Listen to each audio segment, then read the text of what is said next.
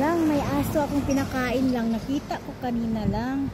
So, well, kumuha ako ng pagkain ng kambing. Tapos nalabyan ako lang ba. So, binalikan ko talaga at pinakain ko lang yung aso lang.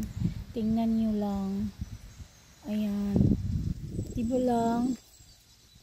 Yung aso ko talaga. Hindi ko yung aso dito sa karsada na to lang. Pinakain ko talaga lang. Ayan, gutom talaga siya lang. Kakaawa talaga lang. Grabe siya kagutom.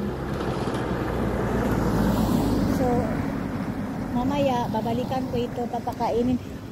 Koy, wag kang ayaw diri og hawa koy ha. Kay hatdan ta kag pagkaon koy. Koy ha. Sunadi ko sa daplin sa kalsada.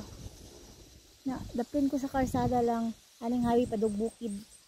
So, kinsa kaning iruan ni no? Basi ila ring gibiyaan ba? Gibutang lang ani. No? O, ganun ako. Mauwain talaga ako sa aso lang. Kaya, kaya ko namang pakainin. Kaya dinalhan ko ng pagkain. Ayan, makakain na yan. At komportable na yung tiyan niya. Okay na yan. Tapos magdadala ako mamaya ng water.